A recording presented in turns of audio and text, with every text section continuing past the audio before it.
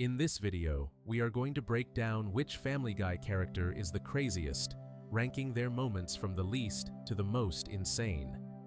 Let's get started. First up is Chris Griffin, the least crazy of the bunch.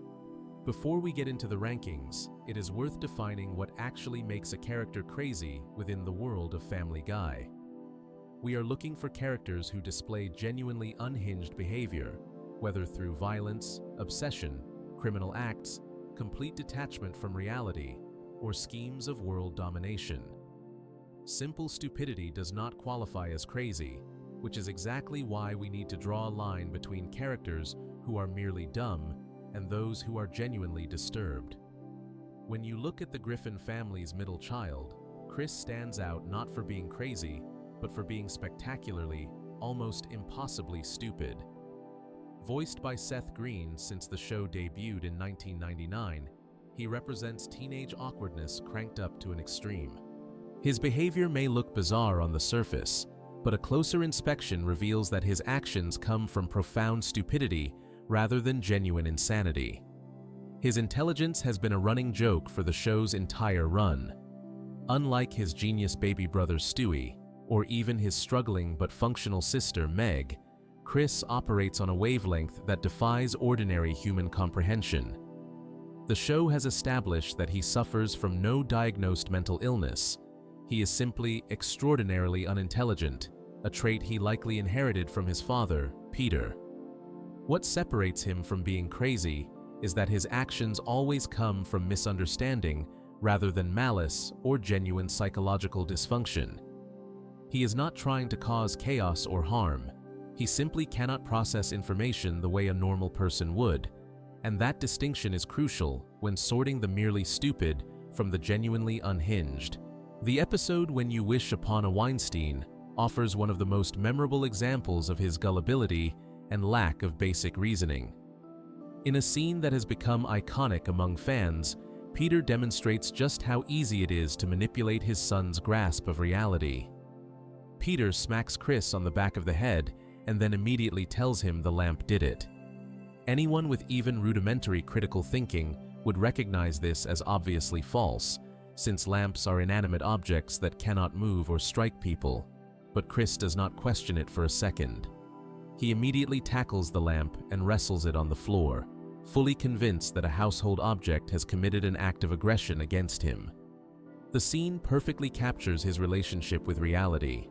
He lacks the fundamental ability to tell the possible from the impossible, and his brain simply has no filter that would flag an inanimate object attacking him as absurd.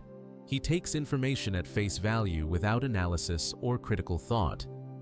The same episode has Peter explaining that it is too late for him and that Meg is a girl, but that Chris still has potential, which is why Peter wants to make him Jewish, believing it will make him smarter. A premise that itself acknowledges how badly Chris needs help in the intelligence department. Peter's concern about his son's future is not unfounded paranoia.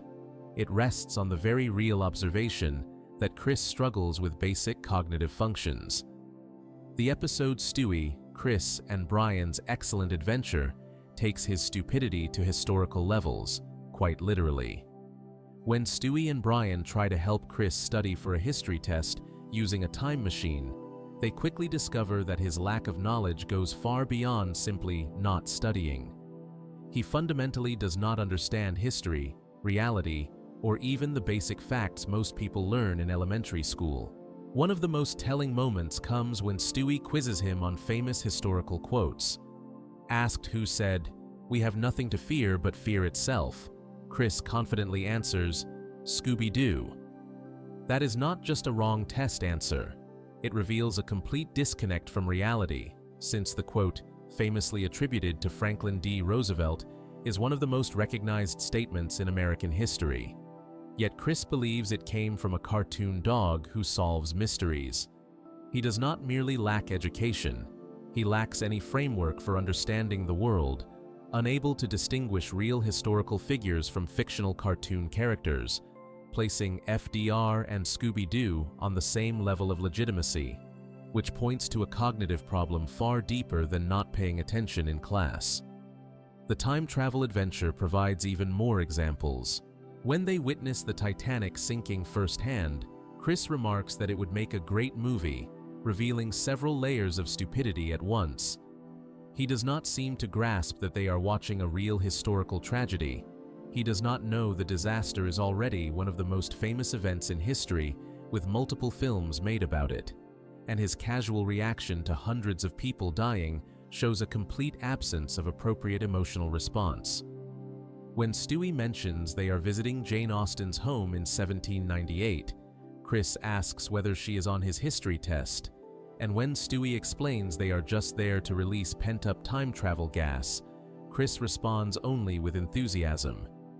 His priorities and understanding are completely backwards. He cannot comprehend why visiting one of English literature's most important authors would matter, yet he is instantly thrilled at the prospect of flatulence. There is a particularly dark moment when Stewie tells Chris he is dreaming, because Stewie does not want him to know about the time machine, reasoning that it is like owning a pickup truck. Once people know you have one, your weekends are gone. Believing he is in a consequence-free dream, Chris does something horrifying and cuts off his own hand. That is not just stupid, but dangerously stupid, because even someone who thought they were dreaming should retain the instinct for self-preservation, and Chris lacks even that basic survival reflex. The episode also has him enthusiastically declaring that he wants to kill more scientists after watching Brian bludgeon Ivan Pavlov to death with one of his own bells, and while it is played for dark comedy, it shows he has no moral compass or understanding of consequences, treating violence as entertainment rather than something serious. Even when he tries to insult Brian and Stewie, his attempts at cleverness fall flat, because he simply lacks the mental capacity to be effectively mean or witty. The episode Baby Got Black provides perhaps the most damning evidence of his stupidity through a single legendary scene. When the Griffin family is in Italy and Chris needs to look up the word success, both he and Peter demonstrate their shared intellectual deficit in spectacular fashion. Rather than grabbing a phone, tablet, or computer, Chris runs to the kitchen and tries to use the toaster as if it were a computer, and both he and Peter genuinely believe the toaster can provide information. This is not a momentary lapse. They fully commit to the belief. A toaster is a small appliance with slots for bread and a lever, with no screen, keyboard, or buttons beyond its basic function, and nothing about it resembles a computer, yet both look at it and see a device capable of searching for definitions. That goes beyond simple stupidity into territory suggesting they might need serious cognitive evaluation, and it becomes funnier and sadder when you consider the logistics, since it is unclear whether they expect the toasted bread to come out printed with information or the toaster to speak to them. Their belief system makes no sense, which perfectly captures Chris's relationship with reality. It is built not on logic, observation, or experience, but on complete misunderstanding. Across these episodes, a clear pattern emerges. Chris consistently believes obvious lies immediately, whether it is a lamp attacking him or any other absurd claim, accepting information without skepticism or analysis. He cannot distinguish fiction from reality, thinking Scooby-Doo is a real historical figure and failing to recognize actual historical events, his brain treating cartoons and reality as equally valid. He lacks basic knowledge that children learn early, not knowing what the Titanic is, unable to identify famous quotes, and failing to understand fundamental concepts. He fails to grasp technology, thinking a toaster is a computer. He has no sense of consequences, cutting off his own hand while believing he is dreaming, showing dangerous impulsivity and no self-preservation. He processes insults and social situations incorrectly, his comebacks childish, and his read of social cues poor. And, like his father, he rushes to conclusions, believes absurd things, and acts without thinking. Despite all this evidence of profound stupidity, Chris does not qualify as crazy in the traditional sense. He is not malicious. He does not try to hurt people, except in the dream scenario where he believed there were no consequences. He is not delusional. He does not construct elaborate false realities, but simply accepts whatever reality is presented, even when it is obviously false. He is not paranoid or manic, exhibiting no racing thoughts, persecution complexes, or extreme mood swings, remaining consistently just dumb. He can function in society, barely, attending school, having friends, and managing basic daily activities. He shows normal emotions, experiencing sadness, happiness, love, and embarrassment in appropriate situations, even if his intellectual responses are not normal. And apart from the dream hand-cutting incident, he is not violent or dangerous, just incredibly foolish. Stacked against his family, his brand of dysfunction becomes clearer. Stewie is a genius infant who builds time machines and weapons and is actually crazy, plotting matricide, attempting world domination, and displaying genuine psychopathic tendencies, while Chris is none of that, just slow. Meg has snapped multiple times into violence and danger when pushed too far, kidnapping people, beating family members, and suffering genuine psychological breaks, none of which Chris has done, being annoying at worst. Peter is dangerously stupid and impulsive, causing massive damage, starting international incidents, and endangering his family repeatedly, whereas Chris is stupid, but not yet as destructive as his father. Lois has had complete psychological breaks, climbing Christmas trees while screaming, going on crime sprees, and acting violently, while Chris has never had a breakdown like that. Brian is pretentious, hypocritical, and selfish, yet capable of manipulation and cruelty, while Chris lacks the intelligence even to scheme. Throughout the show's run, Chris has remained remarkably consistent in his stupidity. Where other characters have been flanderized into exaggerated versions of themselves, he started dumb and stayed dumb, which actually makes him one of the more predictable and stable characters. The show has occasionally given him moments of surprising insight or talent, showing artistic ability with drawing and flashes of emotional intelligence that exceed his intellectual intelligence. But these are rare exceptions that prove the rule. Chris serves an important function in the show's comedic ecosystem. While Stewie provides intellectual humor and Peter provides slapstick chaos, Chris provides humor through pure, unfiltered stupidity, letting the writers build jokes that rely on someone being impossibly dumb without it feeling forced, because that is simply who he is. The 3 episodes examined here showcase different facets of it. When You Wish Upon a Weinstein shows his gullibility, Stewie, Chris, and Brian's excellent adventure shows his lack of historical and cultural knowledge, and Baby Got Black shows his inability to identify basic objects. Together, they paint a comprehensive picture of a character whose primary trait is cognitive dysfunction rather than insanity. The verdict is clear. Chris Griffin is not crazy, but profoundly, almost supernaturally stupid, which is not the same as being insane. Crazy implies a break from reality, delusional thinking, dangerous impulses, or psychological dysfunction, none of which he has. He simply lacks the intellectual capacity to process information correctly, believing lies because he cannot identify them as lies, failing at tasks because he does not understand how things work, and making bad decisions because he cannot think through consequences. In a family full of genuinely unhinged characters, a baby bent on matricide, a father who causes apocalyptic disasters, and a mother who goes on criminal rampages, Chris stands out as merely dim-witted, his dysfunction less a psychotic break and more a failure of every cognitive test imaginable.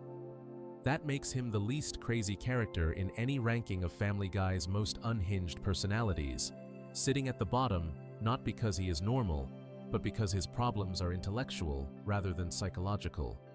He is too stupid to be crazy, which in this world might actually be a blessing. Before we move on, make sure to subscribe if you are enjoying this breakdown. Next up is Brian Griffin, the fake smart guy.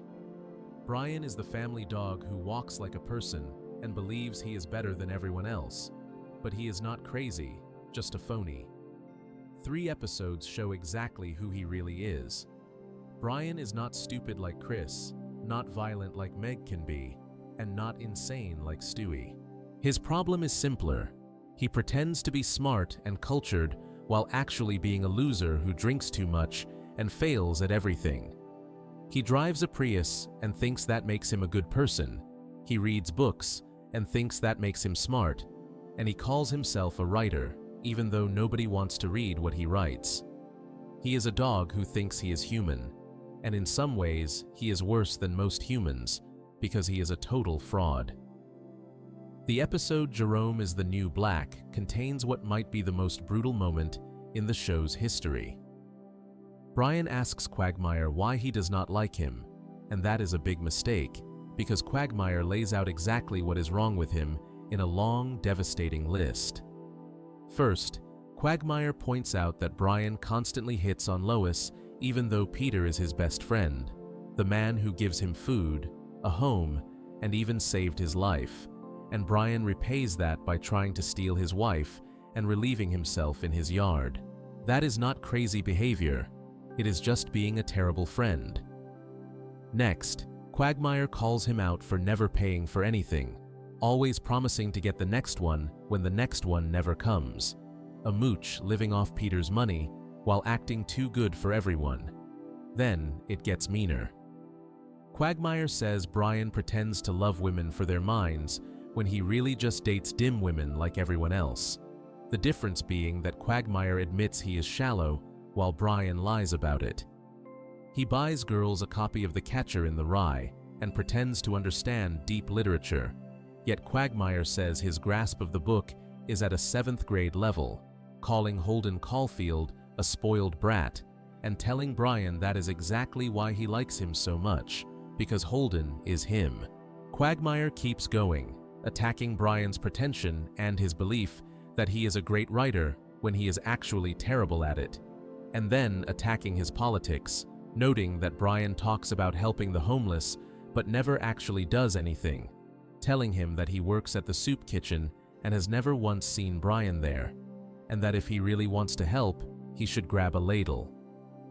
The rant continues with the observation that driving a Prius does not make him Jesus Christ, a line that became famous because it perfectly sums up Brian, a man who does one small thing and acts as if he has saved the world.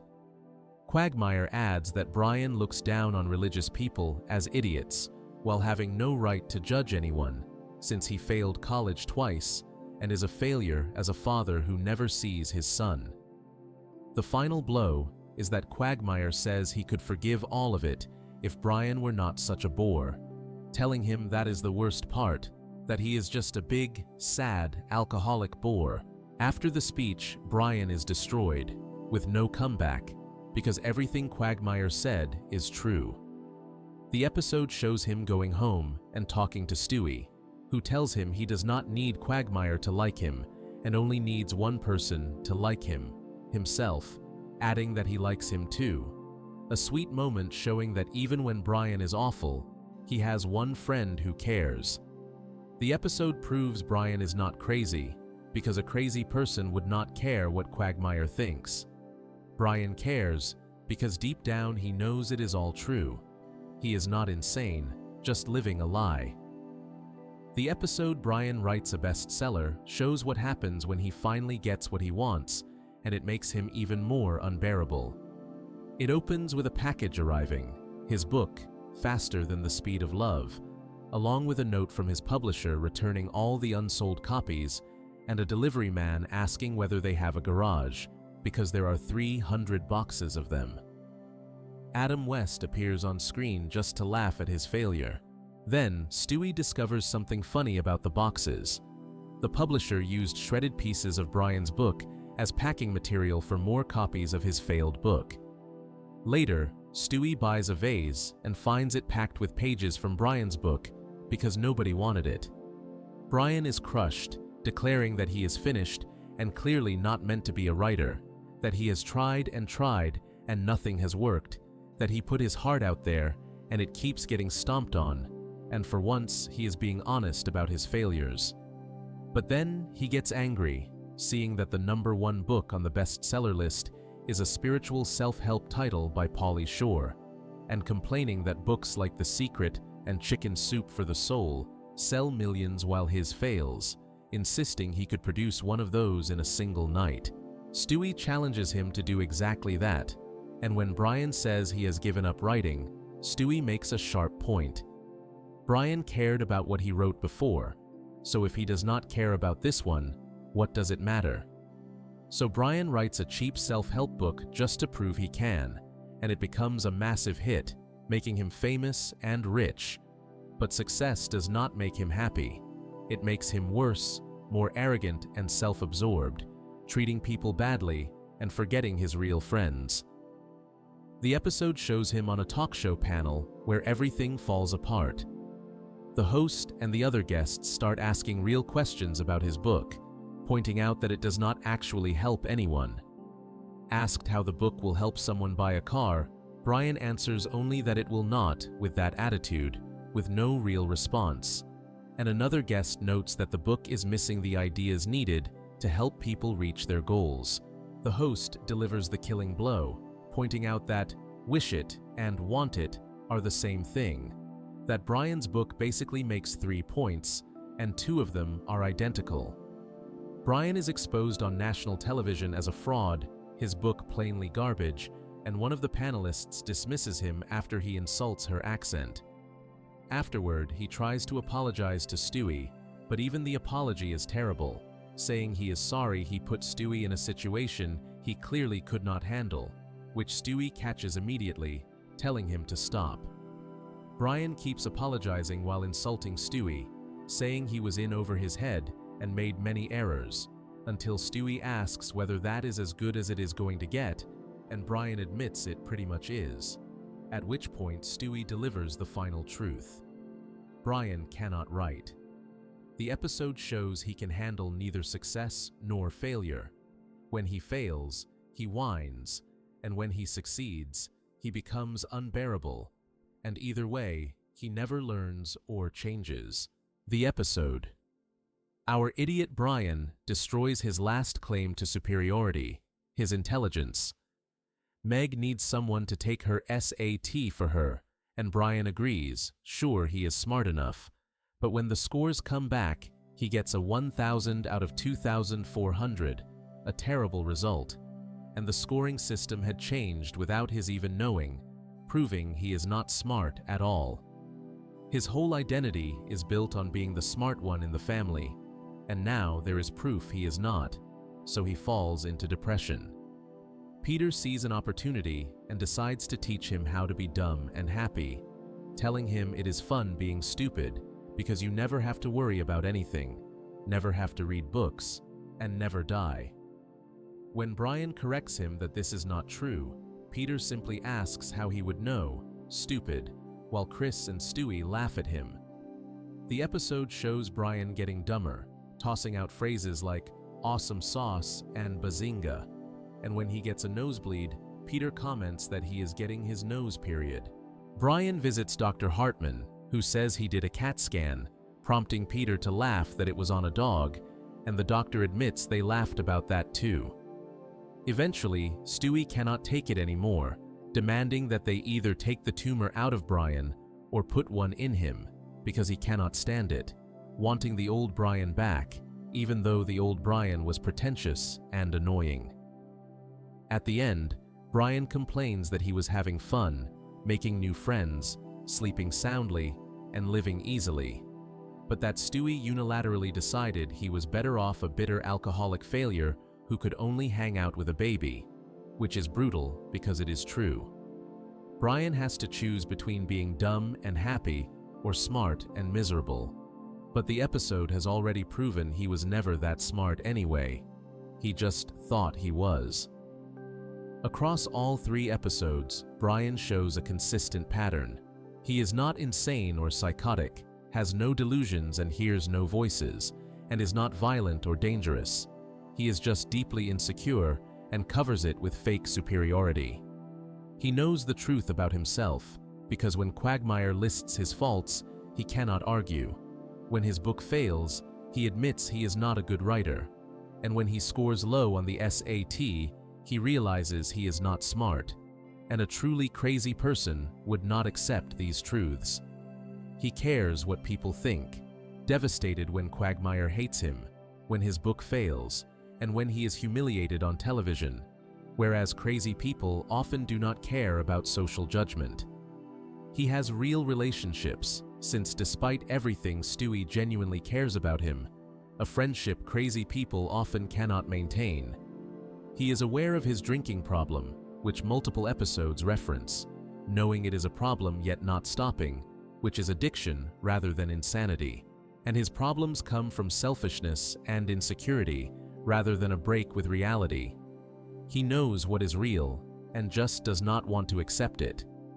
His core issue is that he is a dog who wants to be human and a failure who wants to be successful, unable to accept what he really is. So he builds a fake version of himself, pretending to be smart, cultured, and moral, while actually being average, superficial, and selfish. Jerome is the New Black shows how others see through the act. Brian writes, "A bestseller shows that getting what he wants does not make him happy, and our idiot Brian proves he was never as smart as he thought." Against the show's genuinely crazy characters, Brian does not measure up. Stewie builds weapons and time machines, plots to kill his mother, and has actually become a dictator in alternate timelines, which is genuinely insane. Peter causes disasters constantly, becomes death himself, starts international incidents, and never learns, which is dangerous crazy. Lois has complete mental breakdowns where she climbs buildings and attacks people, which are psychotic breaks. Meg snaps into violence when pushed too far, a trauma response. Quagmire commits actual crimes, including kidnapping. Brian, by contrast, drinks too much, lies about who he is, and fails at his dreams, which is sad but not crazy. He is a loser pretending to be a winner, a dog pretending to be a sophisticated human, a bad writer pretending to be an artist, and he ranks low on the crazy scale because his problems are rooted in reality. He has real failures he cannot face, real insecurities he covers with fake confidence, and real flaws everyone can see except him, until they point them out. He is not disconnected from reality, just dishonest about it, not dangerous, just annoying, not delusional, just pretentious. The saddest part is that he has moments where he sees the truth, after Quagmire's rant, after his book fails, after his bad SAT score, and yet instead of changing, he simply goes back to pretending, which is not crazy, but cowardly. In a show full of genuinely insane people doing genuinely insane things, Brian stands out as the most painfully normal character. His problems the ones real people have: fear of failure, need for approval, and inability to change. The only difference being that real people do not have a baby genius and a loving family to call them out. He is too self-aware to be crazy, too stubborn to change, and too insecure to be honest. Not the craziest character on the show, but the most pathetic. Take a moment to subscribe if this breakdown is holding your attention. Next, we come to Meg Griffin, the moment the punching bag punches back. Meg sits in a unique spot in these rankings. She is not stupid like Chris, not a fraud like Brian. Her problem is different. She has been abused so relentlessly that when she finally snaps, she becomes genuinely dangerous. 3 episodes chart her transformation from victim to threat. Meg is the oldest Griffin child and the family punching bag, and everyone treats her terribly. Her father tells her to shut up. Her mother ignores or dismisses her. Her siblings mock her. Even the family dog looks down on her. The town bullies her, and she has no friends at school. For most of the show, she accepts this quietly, trying desperately to fit in and be accepted while nothing works, which is not crazy behavior, but sad victim behavior. The key question is what happens when a victim finally breaks, and these 3 episodes give the answer, showing her going from helpless victim to dangerous criminal, to someone who realizes violence is not the answer, a journey that makes her craziness different from everyone else's. The episode Barely Legal shows her first major snap, though it is driven by desperation for love rather than revenge. The story begins when Meg cannot find a date to her junior prom, and Brian, feeling sorry for her, agrees to take her. At the dance, Brian gets drunk and kisses her, a huge moment for someone who has finally been shown affection and treated as if she matters. The next morning, Meg is excited, calling him cutie and asking him to get coffee, even doing the "who's a good boy" routine people do with dogs, and Brian responds positively at first before realizing what he has done and rejecting her. He tries to explain that the kiss was a mistake, even bringing in a celebrity guest to shout the explanation, insisting they are not a couple, and that he will never be attracted to her, and that she is acting unstable. But Meg does not accept it, responding that she will not be ignored, a line lifted from Fatal Attraction that signals she has crossed into dangerous territory. She then does something shocking, baking a pie with her own hair in it and making Brian eat it while saying creepy things about part of her being inside of him, genuinely disturbing, obsessive behavior that only gets worse. Chris mentions to Lois that he saw Meg tie Brian up the night before, put him in the trunk of his car, and drive away, and when the family finds them, she has Brian tied up in a hotel room, holding him prisoner because she cannot accept that he does not love her. Lois has to punch Brian repeatedly when he tries to explain, but eventually the family rescues him. The episode shows Meg becoming obsessive and dangerous when someone shows her even a scrap of affection, years of rejection having left her so desperate that one drunken kiss triggers a complete breakdown, kidnapping someone and holding them hostage, which is not normal teenage behavior, but a sign of serious psychological problems caused by years of abuse and rejection. The episode Dial Meg for Murder is the most important one for understanding her capacity for craziness, showing what happens when the abuse victim becomes the abuser. It starts with Meg dating a convict named Luke, whom she met through a school pen pal project, visiting him in prison and sending him letters, and, again, her hair, which is becoming her signature creepy move. Brian discovers this and tells the family, and Lois forbids her from seeing Luke again, but Luke escapes during a prison riot and comes to her window, and she lets him hide in her room. Brian finds him and tries to make Meg see reason, but Peter reads his TV guide, discovers Meg is dating a prison escapee, and calls Joe, who arrests both Luke and Meg, sending her to jail for harboring a fugitive. 3 months later, she comes home completely different, bursting through the door in a tank top, jeans, a bandana, and a new tattoo, announcing that the family now belongs to her. What follows is genuinely shocking. She immediately attacks Peter, knocking him off the couch and stomping his face until his teeth break, declaring it her house now, and when he claims he is funny, she kicks and stomps his face more, prompting Chris to warn his father to show some humility to save his life. The violence does not stop there. She corners Peter in the shower and assaults him with a loofah while he screams, having gone from victim to predator, now assaulting her own father. She reveals she keeps a bucket in her room because she got used to going to the bathroom in her room in prison, and when Lois asks her to empty it, she says she likes to fill it up rather than make many trips. And when Lois finds Meg using her shirts as toilet paper, Meg tears the sleeve off Lois's shirt and threatens her, telling her to get out or stay and get weird. At school, the popular kids mock her as usual, but she calmly buys soda cans, drops them in a sack, walks up to their table, and brutally attacks the ringleader with the sack of cans, cracking several kids' skulls open, according to Lois.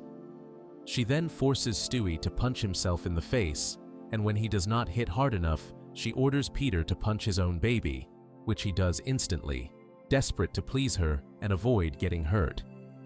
Finally, she kidnaps Brian again, this time at gunpoint, forcing him to drive to a pharmacy where she attempts armed robbery, pointing a gun at Mort Goldman and demanding money, until Brian stops her by showing her an article he wrote about her for a teen magazine, calling her sweet and kind with uncommon resilience, which reminds her who she really is, and she gives up the gun.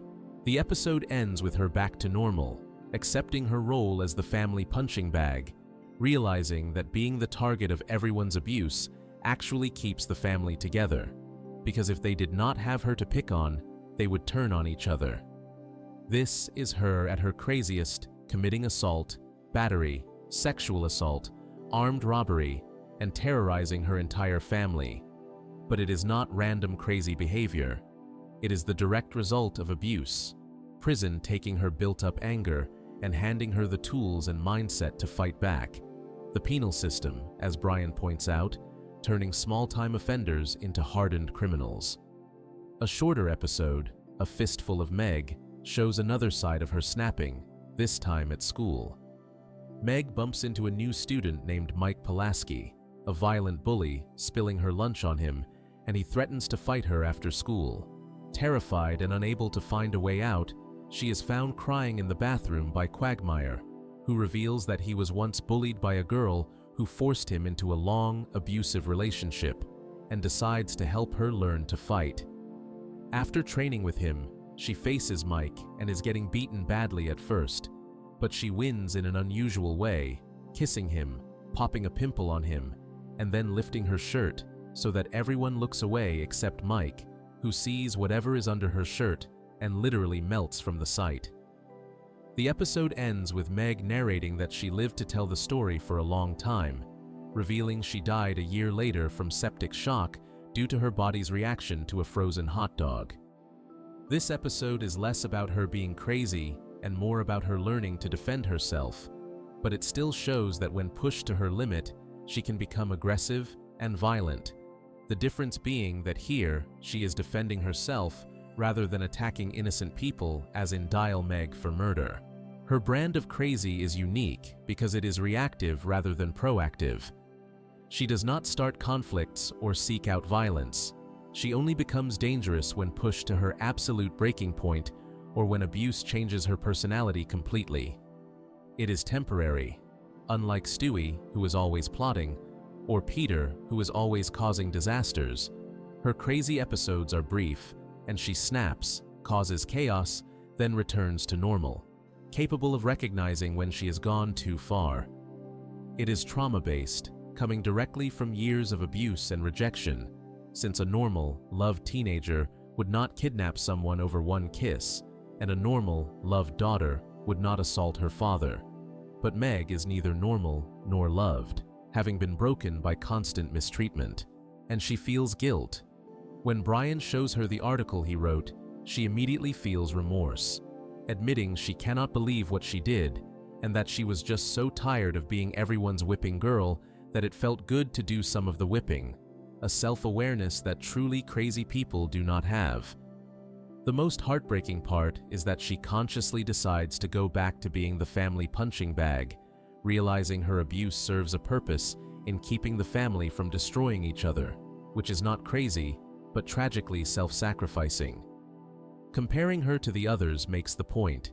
Stewie is born evil and plots murder for fun, while Meg becomes violent only after extreme provocation or trauma. He is crazy by nature.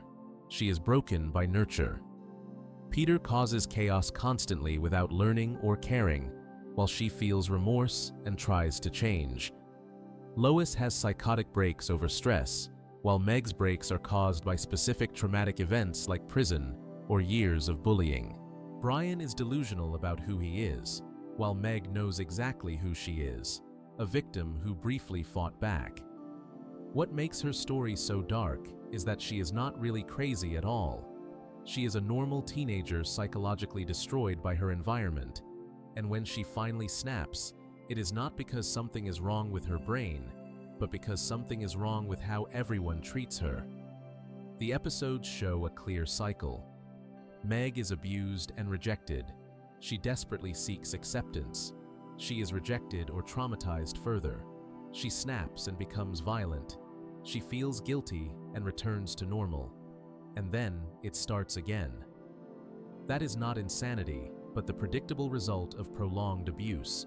Since real abuse victims sometimes do become violent, real people who are constantly rejected sometimes become obsessive, and real prisoners sometimes come out worse than they went in. She ranks relatively low on the crazy scale because her crazy behaviors are understandable reactions to extreme circumstances. She is not hearing voices, plotting world domination, or causing disasters for fun, but a traumatized person lashing out. Meg Griffin is what happens when you push someone too far for too long, capable of kidnapping, assault, armed robbery, and sexual violence, but only after being driven to it by years of mistreatment, her craziness situational and temporary, rather than permanent and pathological. In a family of genuinely insane people, she stands out as someone who could be normal if only someone treated her with basic human decency, trapped instead in a cycle of abuse that occasionally turns her into someone dangerous, which is not crazy but simply sad. Do subscribe before the next one if you are finding this worthwhile. Moving on to Ernie the Giant Chicken, Peter's eternal enemy. Ernie, also known simply as the Giant Chicken, represents a unique kind of crazy in this universe. He is not a main character, but his explosive fights with Peter have become one of the show's most famous recurring gags.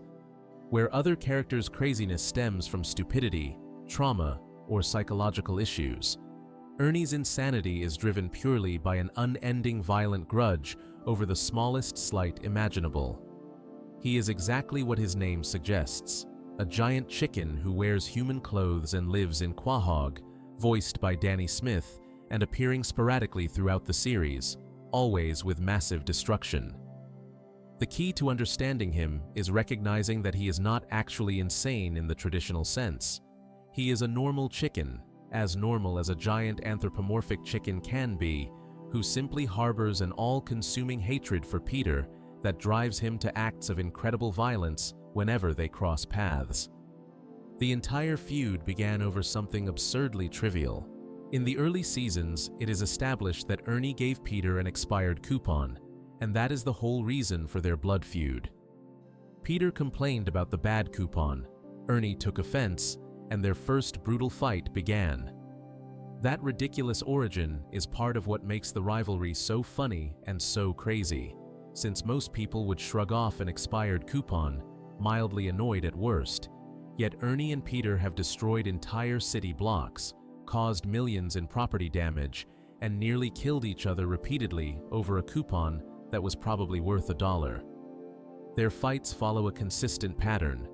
Peter will be going about his day when, without warning, Ernie appears and attacks him, leaping in from off-screen to start an epic battle. These fights are extraordinary in scale and destruction, animated like action movie sequences, and often lasting several minutes of screen time, as the two punch, kick, throw, and slam each other through buildings, vehicles, and anything else in their path.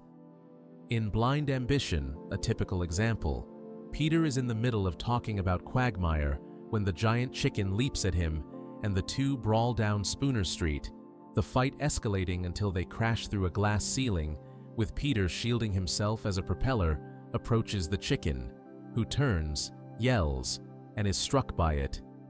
These fights often end with one of them apparently dead or severely injured, only for them to return in later episodes completely fine.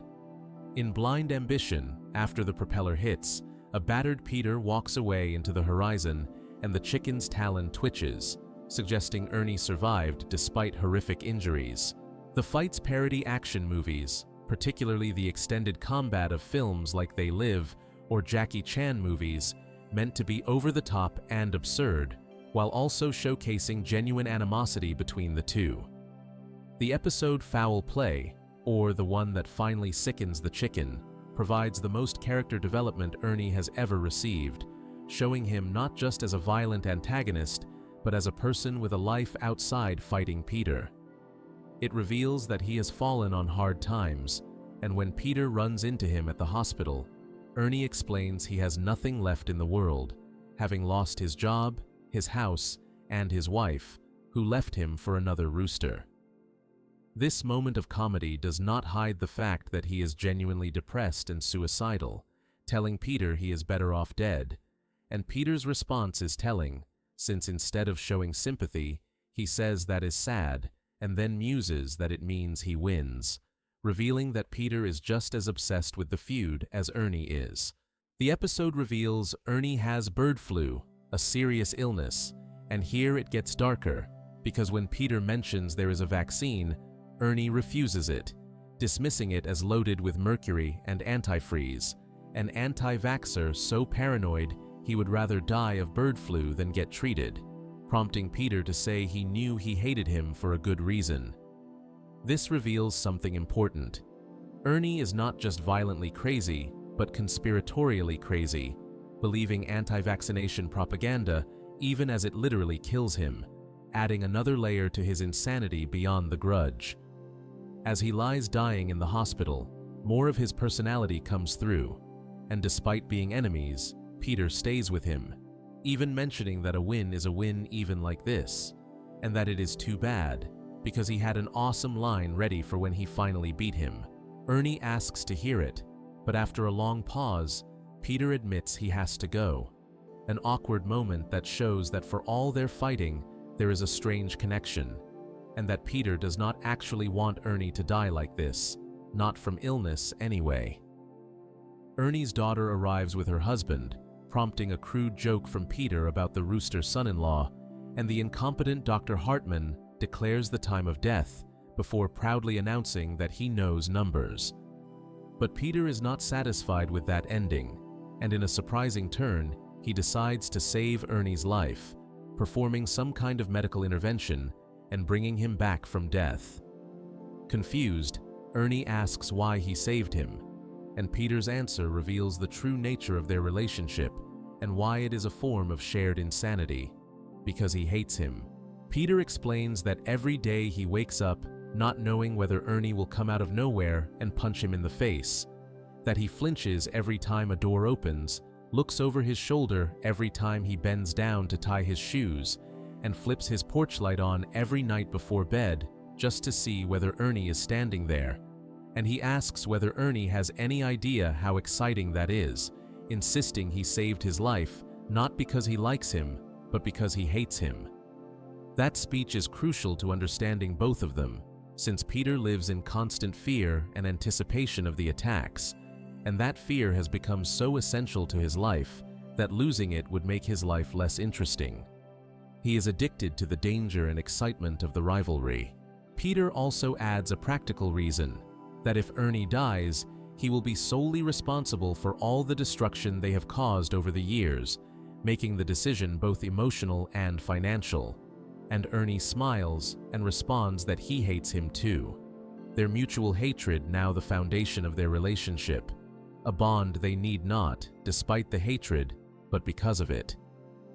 The episode ends with Peter at home, flipping on his porch light to check whether Ernie is there, and he is, standing in the darkness waiting, to which Peter simply responds, "Good," showing their relationship has returned to its normal pattern, the cycle of violence continuing with both satisfied.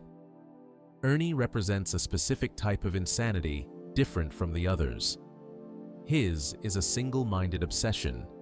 Unlike Stewie with his many schemes, or Peter with his varied chaos, his entire existence seems focused on one thing: fighting Peter Griffin, not plotting world domination or causing random disasters, but simply attacking one man.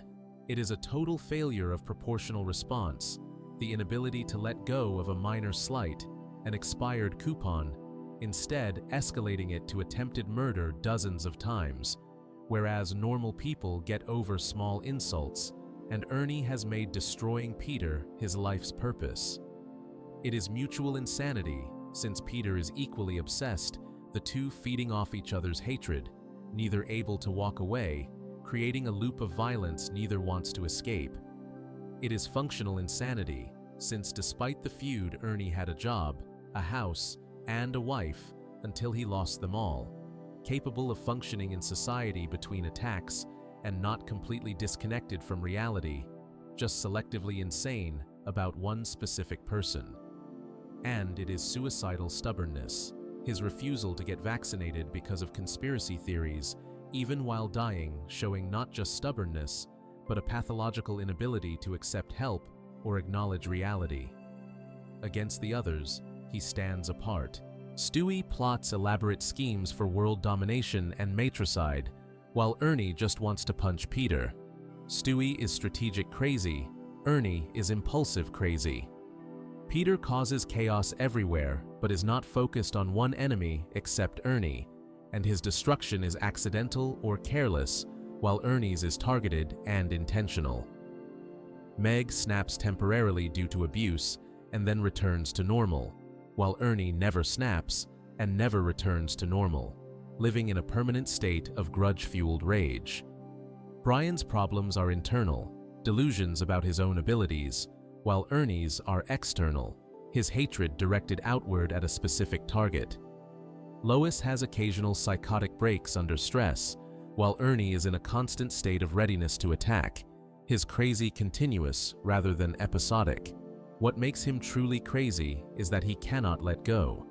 Most people have been wronged in small ways, bad service, minor insults, petty slights, and normal people move on, annoyed for a day perhaps, but not dedicating their lives to revenge.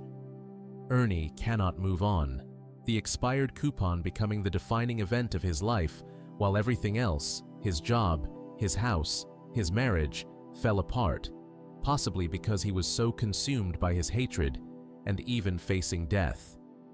His primary concern is still the rivalry, a form of insanity recognizable in real life among people who cannot release a grudge and let a minor conflict consume their entire existence, an extreme cartoon version of a very real psychological problem. Peter's participation matters just as much, since he saves Ernie's life not out of compassion, but because he needs his enemy, the excitement of never knowing when the next attack will come having become essential to him.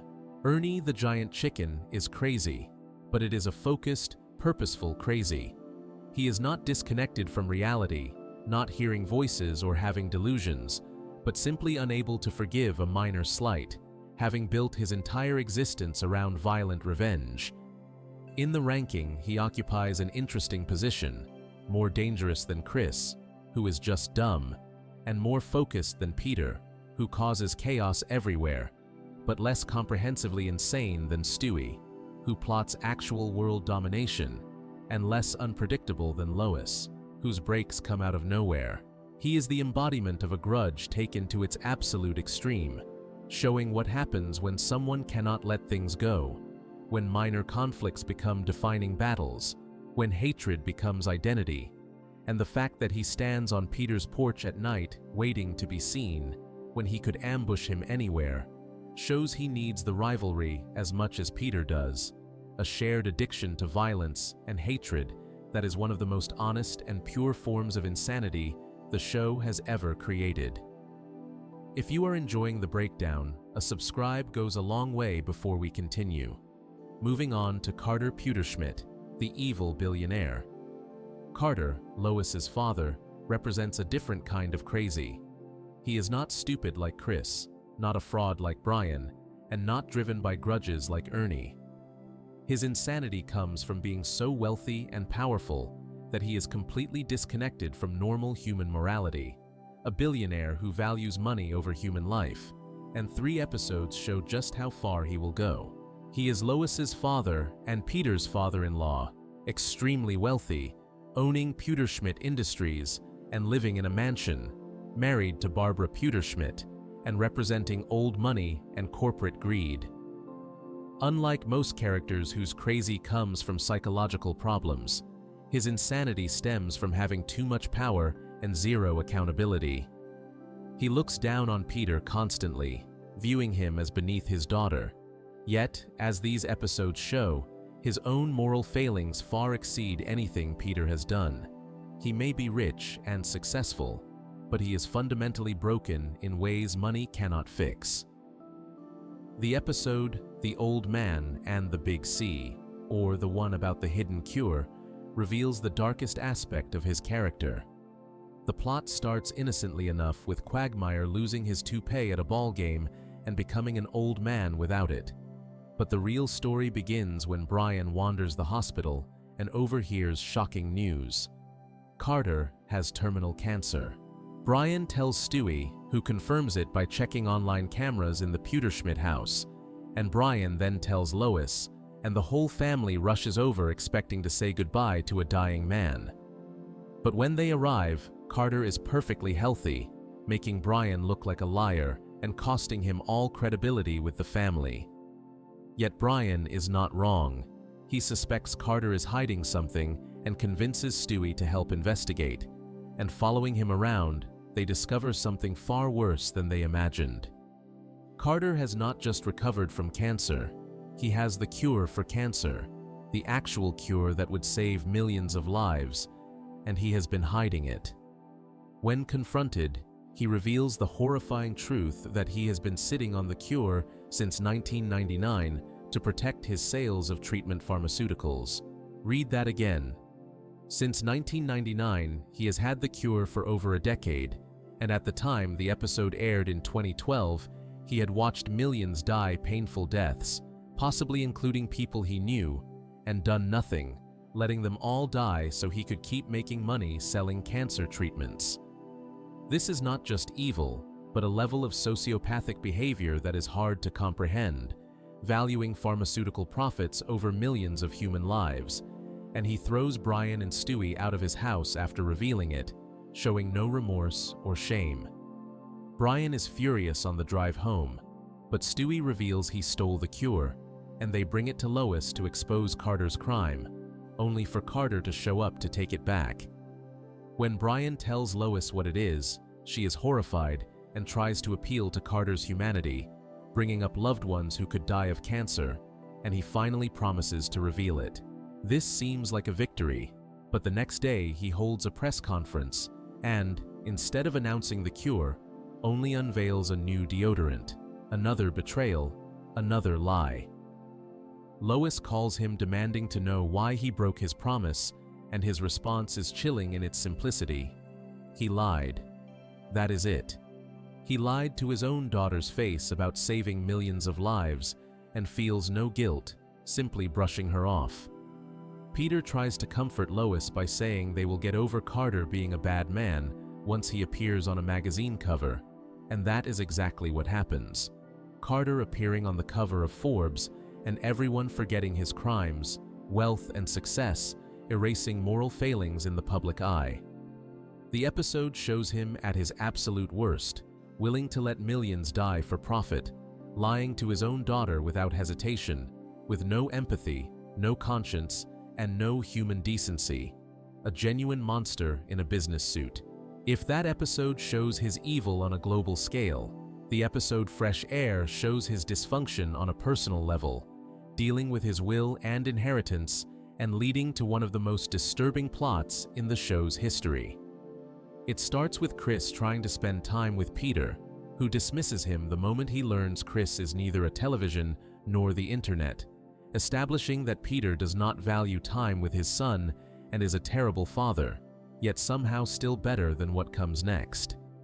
Carter mentions he broke his leg and complains that the worst part is he cannot have sex, wishing there were a way to just do it himself and be done quickly, and Chris teaches him how, after which Carter is amazed to learn it can be done basically whenever he is not doing something else.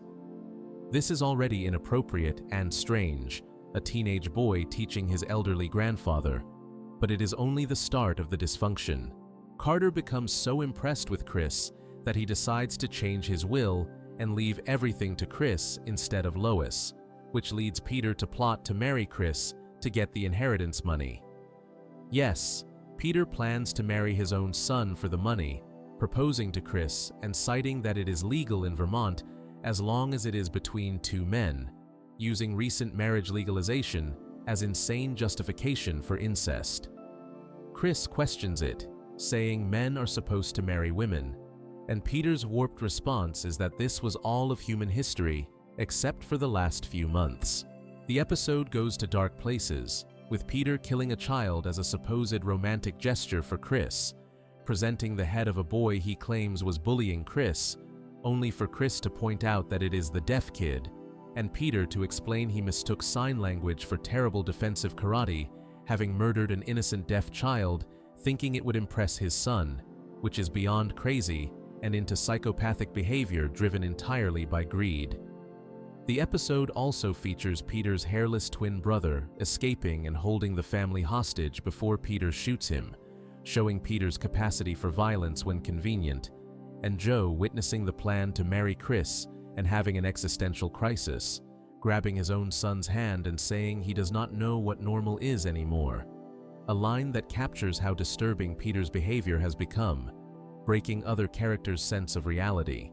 While this episode focuses more on Peter's insanity, it begins with Carter's decision to cut his own daughter out of his will in favor of his grandson, and his willingness to manipulate the family through money, along with his inappropriate relationship with Chris, sets all the horrible events in motion.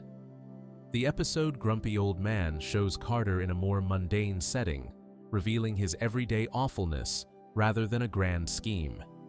It involves him spending time at the Drunken Clam with Peter and his friends, and a key scene shows his complete lack of respect for his own daughter.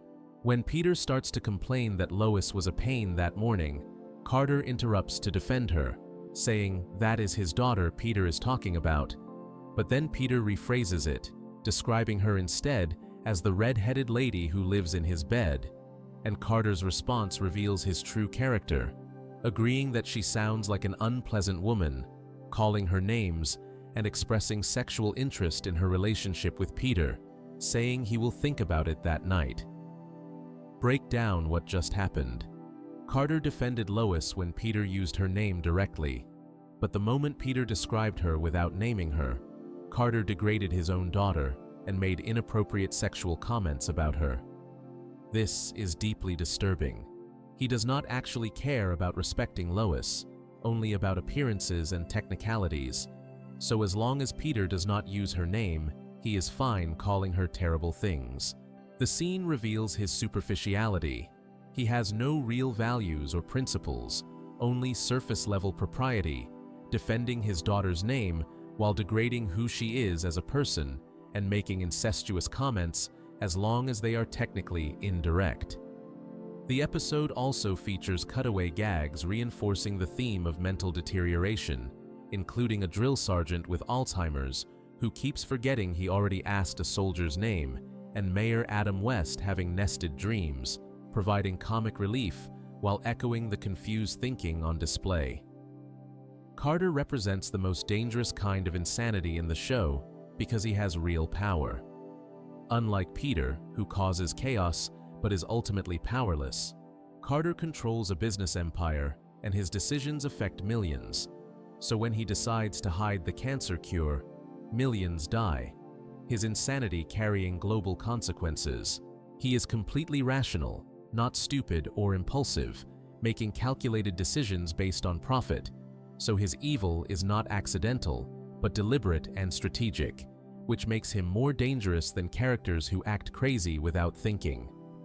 He feels no guilt. Confronted about the cure, he shows zero remorse, not even justifying his actions, simply not caring, a lack of empathy that is sociopathic.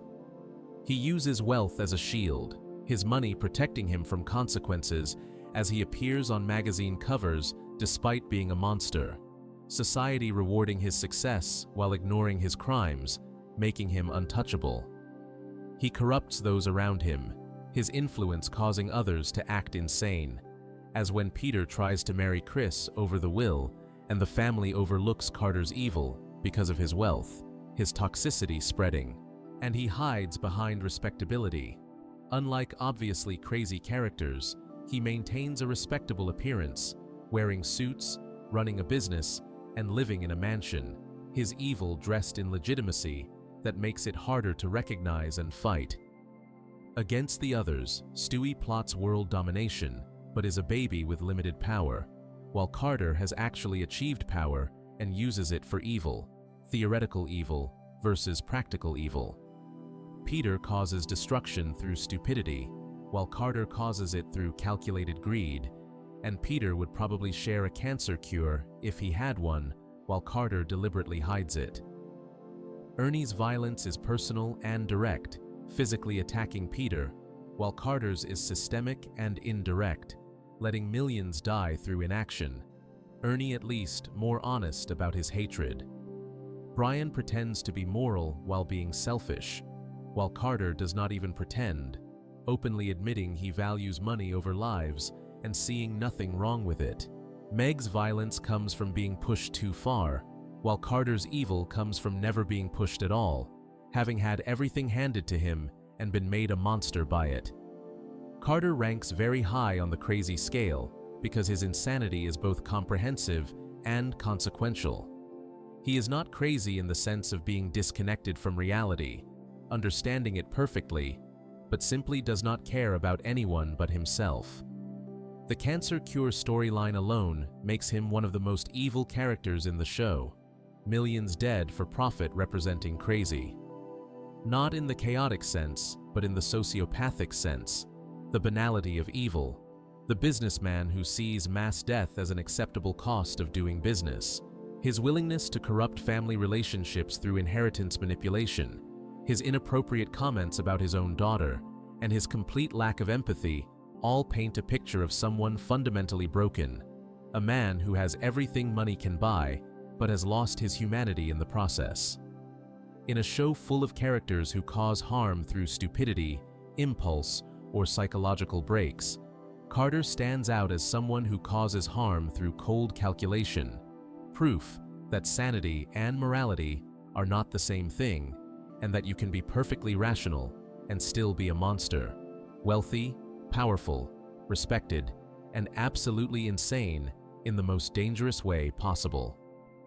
Subscribe before the next one if this has been worth your time. Moving on, we have Lois Griffin, the ticking time bomb. Lois occupies a fascinating position in these rankings.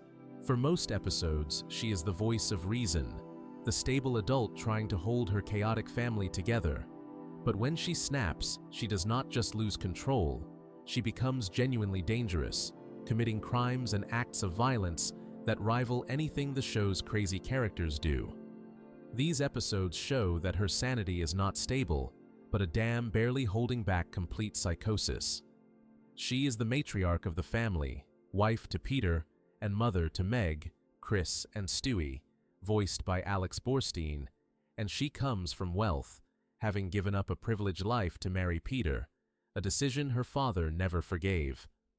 On the surface, she seems normal, trying to be a good mother, attempting to manage Peter's stupidity, and representing stability in a household of chaos. But that stability is an illusion. She is constantly under pressure, constantly managing disasters, constantly suppressing her own needs and desires. And when that pressure becomes too much, she does not just crack, she explodes. The episode Breaking Out Is Hard to Do shows her first major descent into criminal behavior, and it starts with something ridiculously small, a ham. It opens with Lois at the supermarket with her family, Chris falling out of the egg section and unable to explain where he has been, which perfectly captures the absurdity of her daily life. During the shopping trip, she sees a ham she cannot afford and, in a moment of weakness, steals it. And that one act opens a door she did not know existed inside her. She discovers she enjoys stealing, and what starts with one ham escalates rapidly as she begins stealing everything: clothes, expensive objects, art, even car parts, becoming a full-blown kleptomaniac who loves it. She tries to explain her behavior to Quagmire, though her explanation takes an unintentionally suggestive turn, describing a void in her life, a secret emptiness she was trying to fill with expensive things, and how wonderful she felt with all those things filling that void, each phrase making Quagmire increasingly uncomfortable. And she even mentions letting the penal system teach her a lesson. Another line Quagmire notes sounds suggestive. Despite the innuendo, her explanation reveals something important. She had a void in her life, being Peter's wife, and the family caretaker having left her empty, and stealing filled that emptiness, the thrill of crime giving her something being a good wife and mother never could. Eventually, she gets caught and goes to court, where the judge is about to give her a warning until Peter's stupidity makes everything worse, as the judge sentences her to 2 years and then adds a year each time Peter interrupts, until she is sentenced to 3. The family falls apart without her. The house becomes chaos, Peter cannot function, and the kids struggle, so they break her out of prison. They escape to Quahog's Asian town, a blend of Chinatown and Little Tokyo, and try to start new lives, with Chris becoming a rickshaw driver, Stewie working in a sweatshop sewing shoes until he accidentally sews one to his own hand, and Peter becoming a sumo wrestler. But Peter appears on television during a match, and Joe tracks them down. The family flees through the sewers, encountering characters from the Goonies, before Joe catches them and Lois faces the consequences of her crimes. But the episode establishes something crucial about her character. Underneath her responsible exterior lurks a criminal who enjoys breaking the law, the stable wife and mother one bad day away from becoming a thief and a fugitive.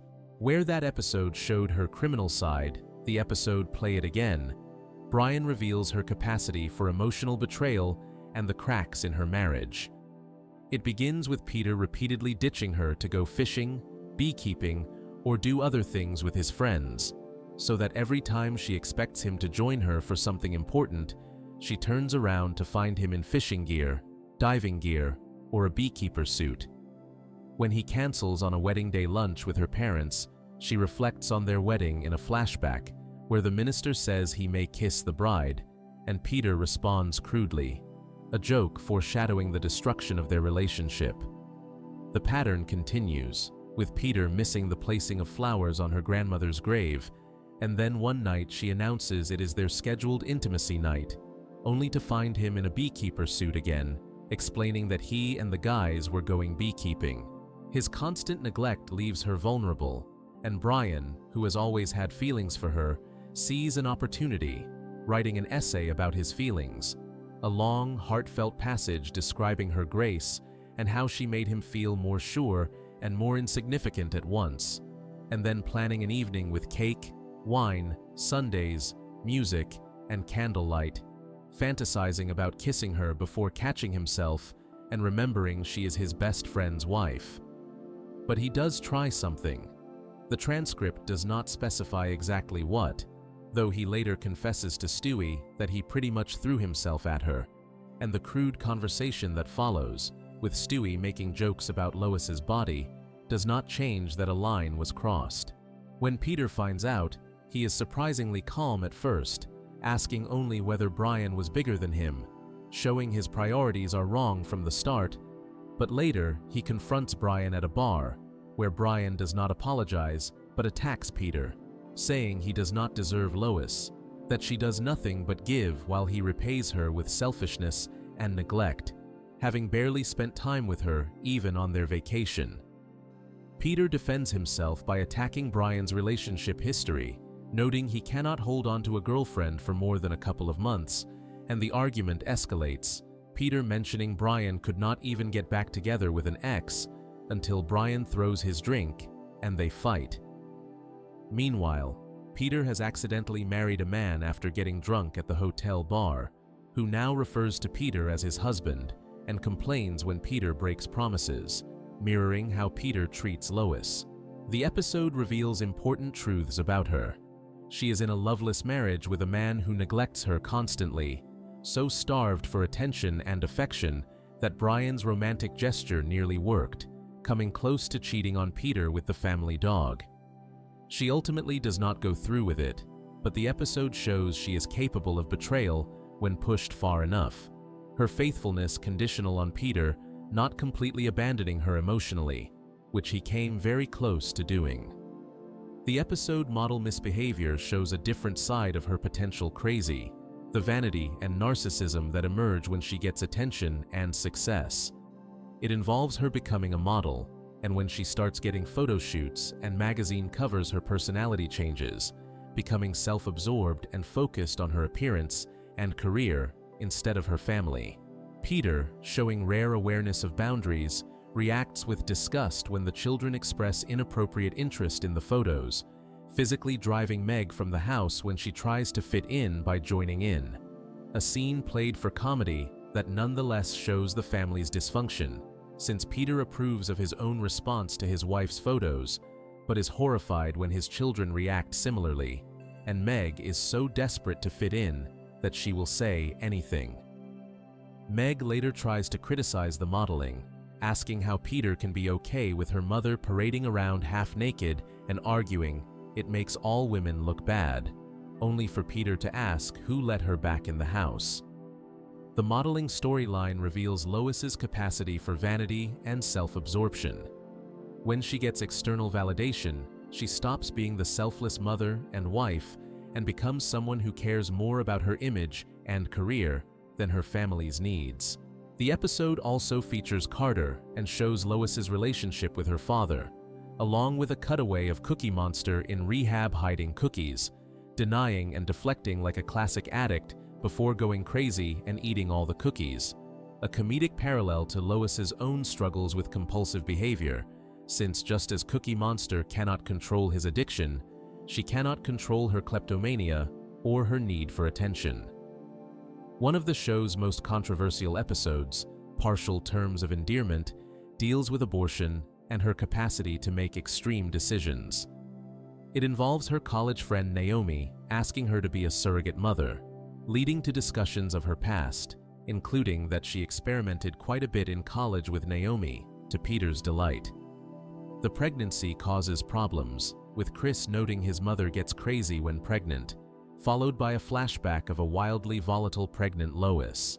Brian raises ethical questions about abortion rights, asking what happens if a woman is raped, and Peter responds horrifyingly that perhaps she should have thought of that before asking him for directions, an exchange that, while darkly comedic, shows his complete lack of understanding of consent and women's rights.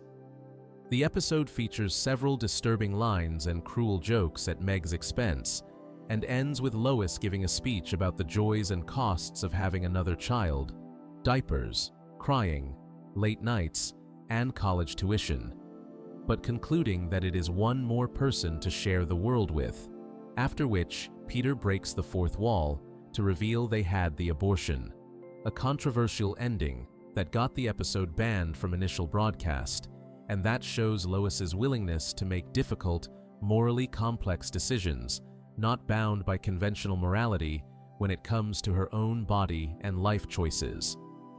Her brand of insanity is particularly dangerous because it is hidden.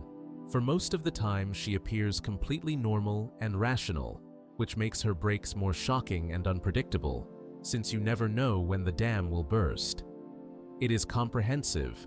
When she snaps, she does not just lose control in one area, but becomes a criminal, a fugitive, a potential cheater, a narcissist. Her breakdowns total personality transformations. It is driven by suppression, since she spends so much time being the responsible one, managing everyone else's problems, that her own needs get buried, and when they finally emerge, they come out as full-blown criminal behavior or moral boundary crossing. It affects everyone, since without her stability, the whole family falls apart, her crazy carrying consequences for everyone around her. And she is self-aware enough to feel guilty. Unlike truly insane characters, she knows when she is wrong and feels the weight of her actions, though this does not stop her from doing them again when pushed. Against the others, Peter is constantly crazy in small, stupid ways, while she is mostly sane, but occasionally crazy in big, dangerous ways. His chaos background noise, while hers is an earthquake. Meg snaps due to external abuse, while Lois snaps due to internal pressure she puts on herself. Reactive crazy versus pressure cooker crazy. Brian's problems are about ego and delusion, while hers are about suppressed needs and desires, and Brian lies to himself while Lois lies to everyone, including herself, about how okay she is. Stewie is openly villainous, while she is secretly damaged and occasionally breaks. His crazy constant and honest, while hers is episodic and hidden. Carter is evil by choice and philosophy. While she becomes temporarily crazy when her coping mechanisms fail, he chose to be a monster, while circumstances made her one temporarily. Lois ranks high not because she is always insane, but because her breaks are so complete and unpredictable, proving that being the normal one in a crazy family is its own form of madness. She steals compulsively, nearly cheats with the family dog, becomes vain and self-absorbed when given attention, and makes controversial life choices that shock even her family, all while trying desperately to hold everything together as she slowly falls apart. She is not crazy like Stewie, who is crazy all the time, nor like Peter, who is too stupid to know better, but crazy like a person pushed beyond their breaking point who does not know how to come back. And the most frightening thing about her is that she always does come back, returning to being the responsible wife and mother, which means the pressure starts building again and another breakdown becomes inevitable, a ticking time bomb living in plain sight. If this is worth your while, subscribe before we press on. Moving on, we have Peter Griffin, the King of Chaos. Peter is the head of the family and the show's main character. He is not the craziest in terms of being genuinely insane, but he might be the most dangerous, because his stupidity combined with a complete lack of consequences produces constant disasters. These episodes show him at his worst, committing crimes, destroying property, endangering his family, and learning absolutely nothing. He is a middle-aged man who works at a brewery in Quahog, married to Lois, with 3 children and a talking dog, severely unintelligent, impulsive, selfish, and unable to learn from mistakes or consider consequences before acting. Unlike Chris, who is just dumb, Peter's stupidity is weaponized by his adult agency and resources. He has a job, money, a car, and the freedom to cause massive damage, and his crazy is not malicious like Carter's or calculated like Stewie's, but simply a chaos engine, destruction following wherever he goes. The pilot episode, Death Has a Shadow, establishes his core traits perfectly.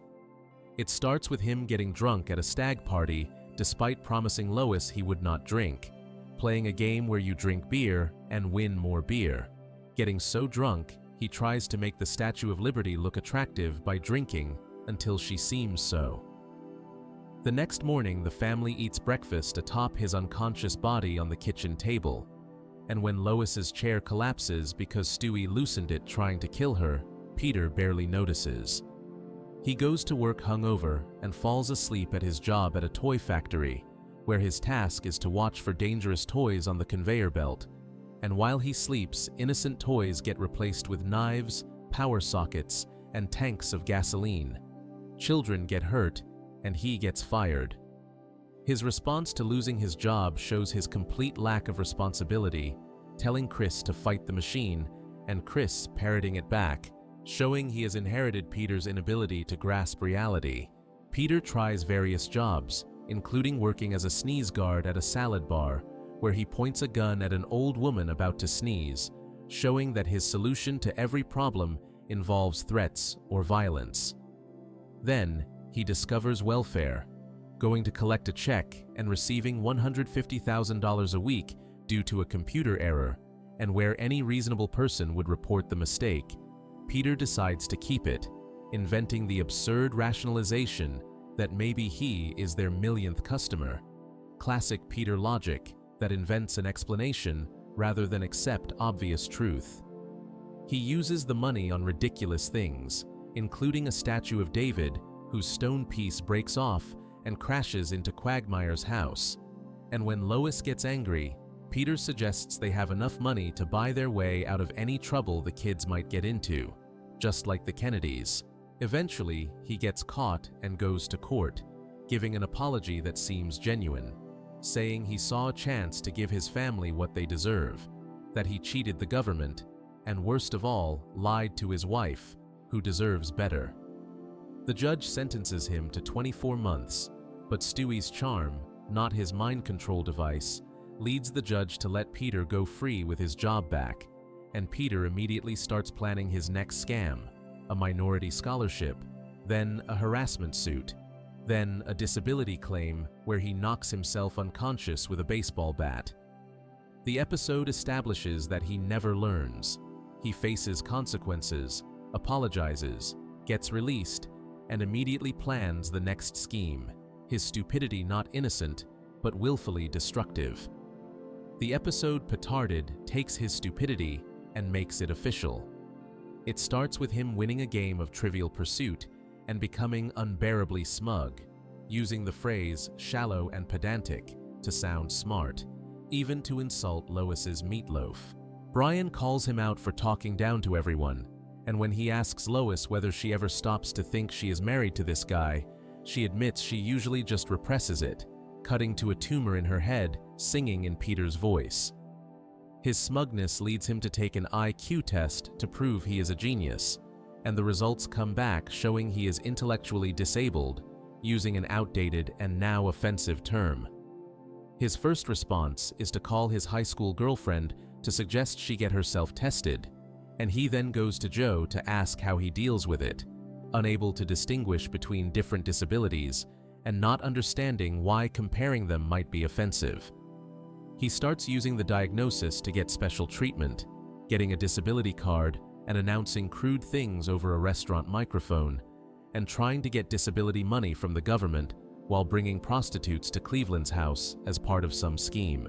The episode shows Lois testing him with simple questions, asking the color of a fire truck, and his thought process circling endlessly around fire trucks while being unable to name the color red, able to visualize it, but not name it. Brian initially gloats about being right that Peter is not a genius before immediately apologizing, and when Meg complains about being embarrassed, Stewie delivers a brutal monologue about how this, not her appearance or social graces, will ruin her reputation. Peter's diagnosis leads to him losing custody of his children, and eventually to a Bible fight that becomes a running gag.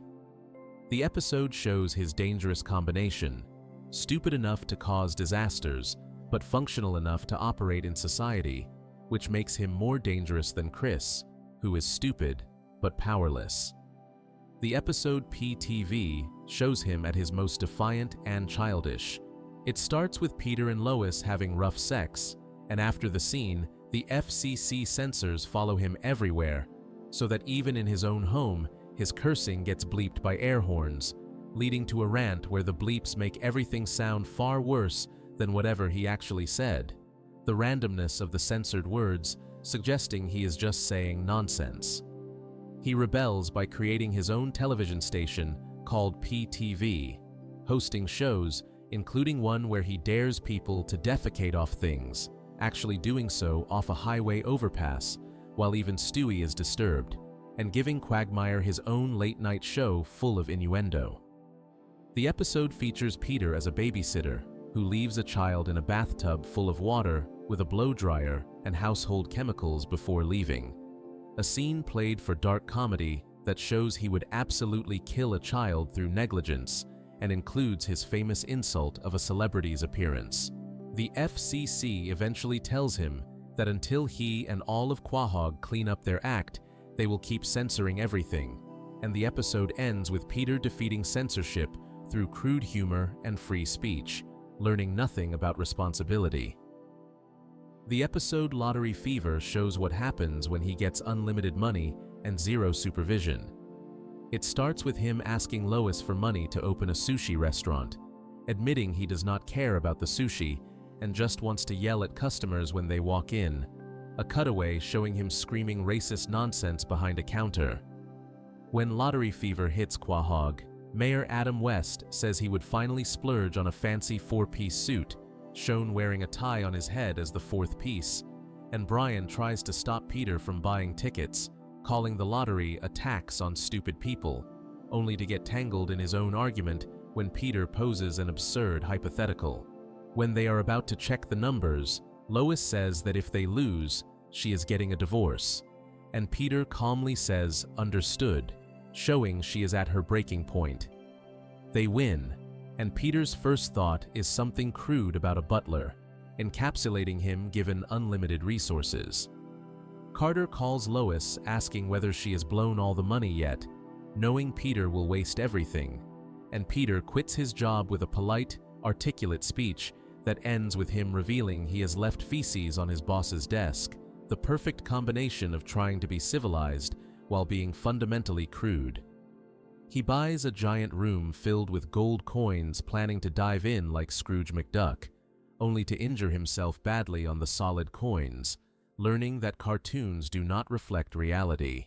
Within a month, the family is completely broke and sitting on a curb in rags, and Peter's solution is the lottery again. So a month later, they are in the same spot, even more ragged, having won $150 million twice and lost it all twice. And Peter tries to find a bright side by greeting a random homeless man, before admitting they do not even know the man's name. So desperate, they are trying to find positives in strangers. The episode Screwed the Pooch shows him dealing with Carter, who asks whether Peter had a stroke when Peter tries to impress him by speaking French, and treats him like garbage, extinguishing a cigarette on his chest, while Peter meekly accepts it, desperate for approval.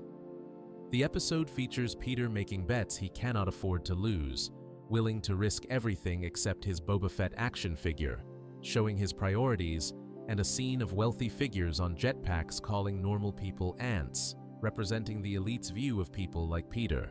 He also admits he has been banned from video stores for taping over their movies, spoiling the ending of Citizen Kane in seconds, a joke showing his complete lack of cultural appreciation, unable to understand why anyone would watch a 2-hour movie he could just spoil. Peter ranks high on the crazy scale because he causes massive collateral damage. Every scheme results in property destruction, injuries, financial ruin, or worse, children hurt by dangerous toys, the government out millions, his family homeless twice. He never learns. Other characters grow and change, while Peter ends every episode planning his next disaster, and the tumor in Lois's head represents the psychological damage of living with him. He has no moral compass, committing welfare fraud, leaving children in danger, creating obscene television, defecating in public, and assaulting people without hesitation. He is functional enough to be dangerous. Unlike Chris, who is too stupid to cause real harm, Peter has a job, money, transportation, and social connections, and he weaponizes his stupidity. And he is selfish to the core, every decision prioritizing his immediate desires over everyone else's well-being, including his own children's. Peter represents the most dangerous type of crazy, operational insanity, not insane enough to be institutionalized, but not sane enough to function responsibly. A walking disaster with a driver's license, a bank account, and voting rights. He is not the smartest, strongest, or most evil character, but he might be the most destructive, because his chaos is constant, his stupidity is weaponized, and his inability to learn means every disaster just leads to the next. In a show full of genuinely insane characters, he stands out as proof that you do not need to be clinically crazy to cause catastrophic damage. You just need to be really, really dumb and completely lacking in self-awareness, too stupid to know he is dangerous, and too functional to be stopped.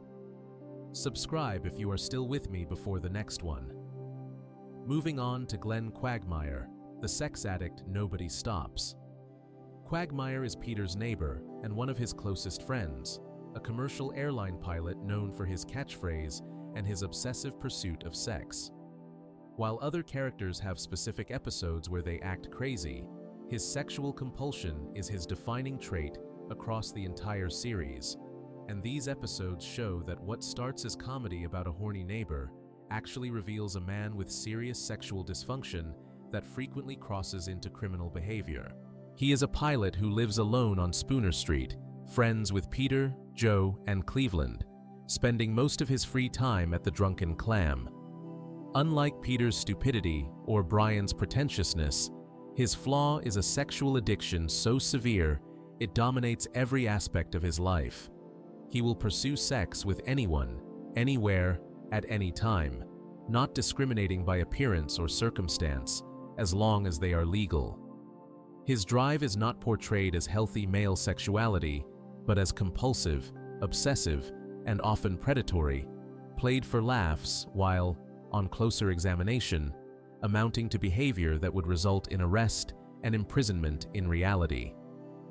The episode Airport 07 shows him as a commercial pilot, giving him access to passengers and the authority of his position.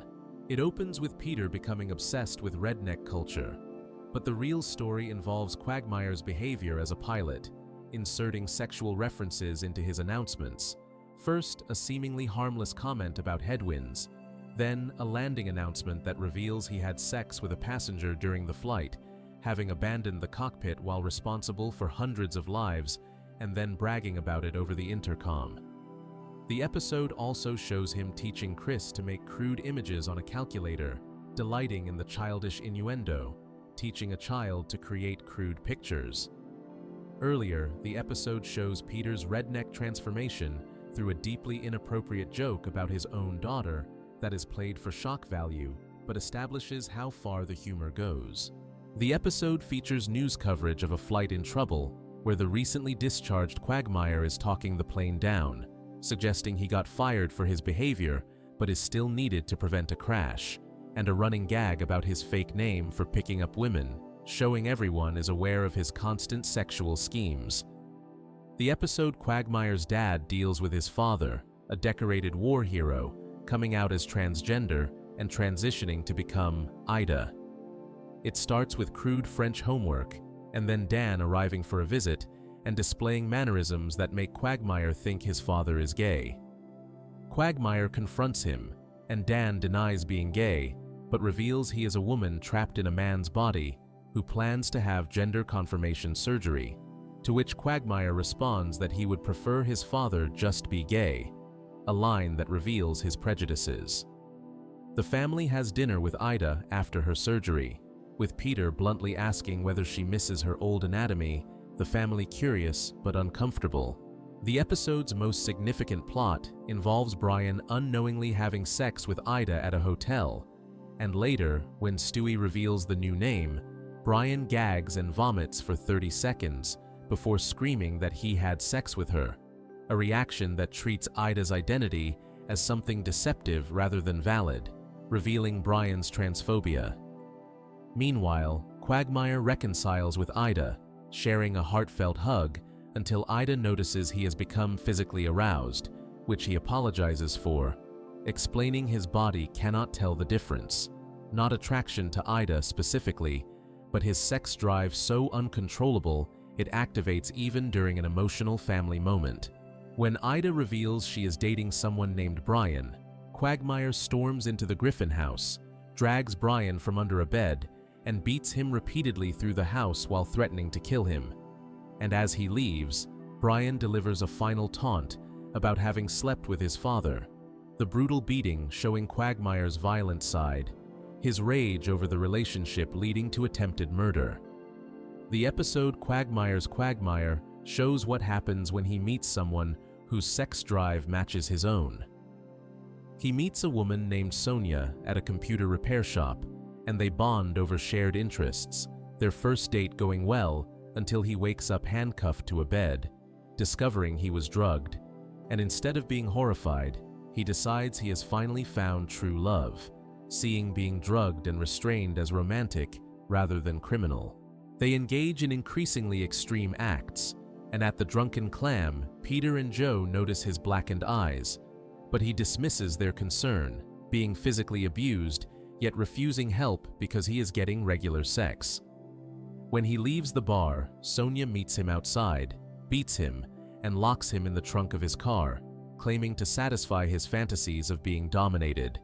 And even while being kidnapped, he protests that she is appropriating his catchphrase. Ida shows up at Peter's door concerned that Quagmire has not been seen for days, and Joe confirms he missed their regular activities, with a cutaway of Joe supervising apple picking from his wheelchair while making Quagmire do the labor, and then getting angry when he picks the wrong apples. Then his elderly mother appears, and every man in the courtroom greets her by name, a joke implying she has had sex with every male present, including the judge and jury, and that Quagmire inherited his addiction from her. Peter visits him before sentencing with a horrible joke, and at the hearing defends him with absurd logic, citing a television show and arguing that because Quagmire was born on a leap day, he is technically only 12, making the underage girl the aggressor. The episode shows Peter carrying handguns through metal detectors that pick up nothing, suggesting security incompetence, and Chris demanding to see the victim, which is deeply inappropriate. Quagmire's mother uses her influence to get his sentence commuted, and Peter celebrates that he got away with it and learned nothing, a line that explicitly acknowledges he faced no real consequences and will continue his behavior. Quagmire occupies a unique position in these rankings. His crazy is his only trait. Unlike multidimensional characters, he exists primarily as the sex guy, and remove his addiction, and there is almost no character left. His crazy is actually a crime. Stewie's murder plots are fantasy, and Peter's schemes are stupid.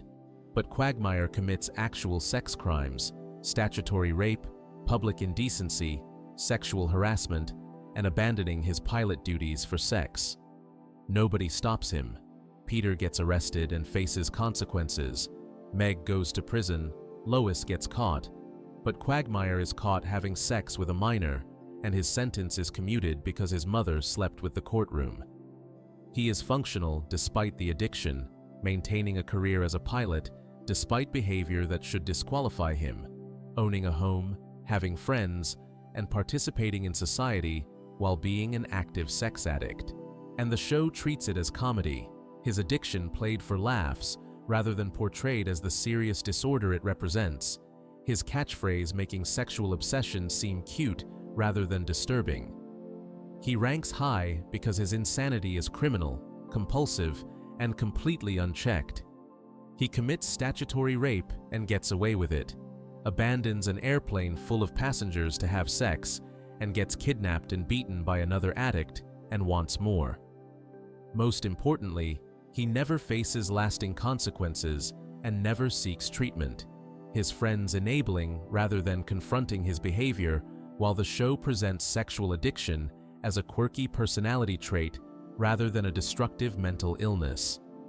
In a show full of crazy characters, he is one of the few whose crazy would result in prison time and sex offender registration in reality. His addiction is not just unhealthy, but criminal. And unlike other characters who face consequences, he always gets away with it. If this breakdown has earned it, hit subscribe before the finale. Moving on to perhaps the craziest character of them all, Stewie Griffin, the baby genius with murder on his mind. Stewie is perhaps the most complex and genuinely insane character in the show, a 1-year-old with the vocabulary of a British aristocrat, the intelligence of a super genius, and an obsession with killing his mother, Lois. Where other characters are crazy in specific ways, Peter stupid, Quagmire a sex addict, Carter evil, Stewie combines multiple forms of insanity into one diaper-wearing package, and these episodes reveal the layers of his madness and the carefully constructed persona hiding his true self. He is the youngest Griffin child, technically still a baby, despite being able to walk, talk, and build complex weapons and time machines. Most people in his world cannot understand him or treat his words as babbling, though this varies by episode, while Brian, the family dog, always understands him perfectly and serves as his reluctant partner in various schemes. He speaks with an affected British accent despite being born in Rhode Island to American parents, and he is obsessed with world domination, building weapons of mass destruction, and above all, matricide. Yet underneath the villainy lies deep insecurity, loneliness, and confusion about his own identity. Unlike other characters whose crazy is simple and one-dimensional, his insanity operates on multiple levels at once. He is a baby experiencing normal developmental stages like learning shapes and laughing at his own feet, a genius capable of building time machines and understanding quantum physics, a would-be world conqueror plotting humanity's downfall, and a lonely child desperately seeking connection while pushing everyone away. This combination makes him unique, representing what happens when brilliant intelligence develops without emotional maturity, when power exists without wisdom, when isolation becomes identity. The very first season in Chitty Chitty Death Bang establishes his core insanity. The episode opens with his birth, where he emerges from the womb fully conscious and angry, and immediately after being born, he declares that he will not spend the day wallowing in his own filth and demands service, already speaking in complete sentences with a British accent and treating his parents like servants. This scene is crucial because it establishes that his madness is not learned or developed, but innate. He emerged already fully formed mentally, already speaking, already angry at the world, complaining about service quality where most babies cry. The main plot involves his first birthday party, which he does not want and is terrified of. A man in white named Henry appears, apparently sent to collect him, and as Henry escorts him away, Stewie tries to bribe him, offering to double whatever they are paying and to give him anything, money, women, or men. A line revealing that he has access to money, offers sexual favors as bribes, and is desperate enough to offer anything to avoid his fate. A 1-year-old offering such payment, showing how disconnected he is from normal childhood. The episode features Brian commenting on Peter's parenting, and Peter accurately describing himself as a bad father and lousy husband, a rare moment of self-awareness, along with Chris demonstrating his own stupidity at an arcade, and Meg getting involved with a suicide cult that would rather fake their deaths than attend her party. Brutal treatment consistent throughout the series. The episode ends with Stewie declaring victory after surviving his first birthday, a catchphrase throughout the series, the threat represented by the man in white never fully explained, but establishing that he has enemies and fears from birth. The episode, The Hand That Rocks the Wheelchair, deals with Stewie creating an evil clone of himself. The plot starts with a favor involving Meg babysitting, manipulated into it by Lois, showing that Stewie is not the only Griffin capable of deception.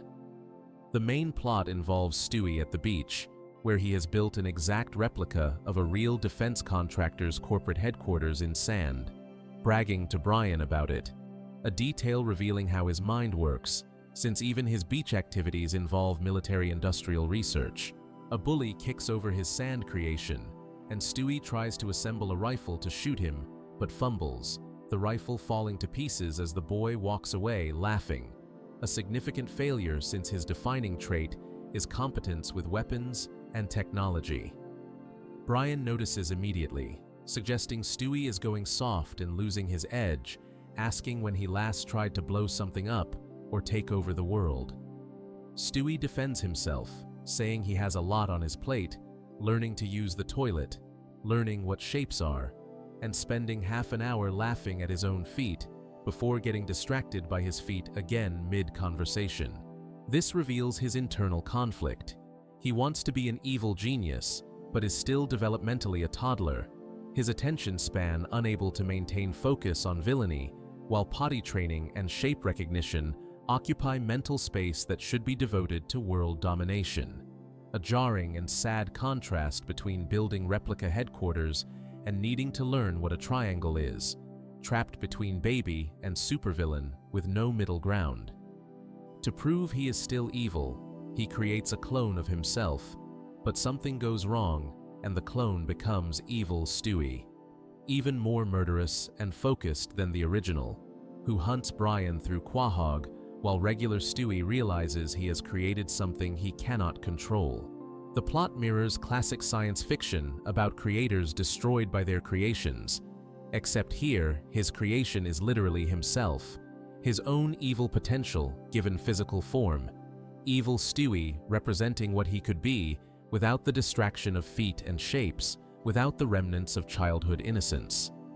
The climax features Brian tied to a flagpole as bait, and when evil Stewie appears with a laser gun, Brian tries reverse psychology until regular Stewie tackles him and the two fight, losing their clothes in the process, leaving Brian facing two identical naked Stewies, each claiming to be the real one. Brian solves it by telling them to look at their feet. Regular Stewie just glances down and asks why, while the evil one giggles and marvels at them like leg hands.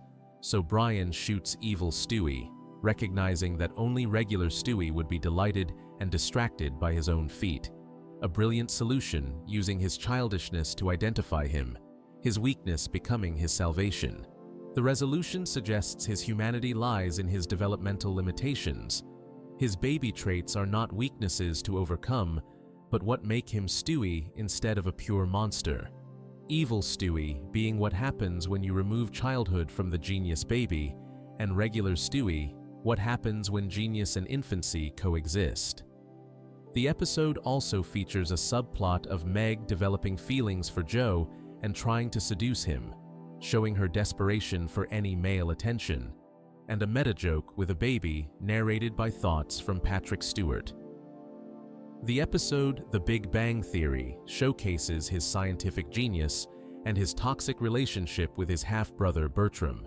Stewie and Brian accidentally transport themselves outside the space-time continuum, a blank white void where nothing exists, and while Brian panics, Stewie calmly explains they are in non-existence, no past, no future, no universe.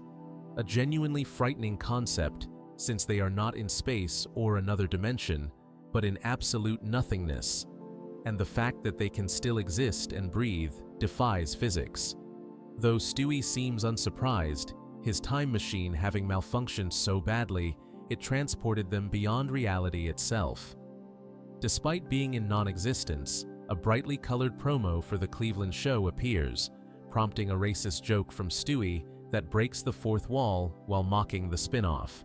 They eventually escape and travel to Renaissance Italy, where they encounter Leonardo da Vinci, and Bertram, Stewie's evil half-brother, appears planning to kill da Vinci and erase Stewie from existence, dismissing the great artist as an overrated caricaturist, showing that Bertram shares Stewie's intelligence and condescension. Before Bertram can act, Stewie kills him with an arrow to the head, accompanied by a pun, casual violence with wordplay, so detached from the act of killing that he turns it into a joke setup. In a subplot, Stewie claims to have injected da Vinci's girlfriend with his DNA to ensure his own existence, and his technical explanation cannot disguise that he is describing something disturbing. Before dying, Bertram threatens him in the same elaborate, dramatic style, showing he inherited not just Stewie's intelligence, but his flair for metaphor. When Stewie returns home injured, he plays an unconscious prince needing a kiss to wake, and Brian's threat to get Meg to do it is so terrible that Stewie immediately wakes up, a joke reinforcing both Meg's undesirability and Brian's cruel willingness to weaponize her. The landmark episode Send in Stewie, Please is the longest and most revealing look at his psychology.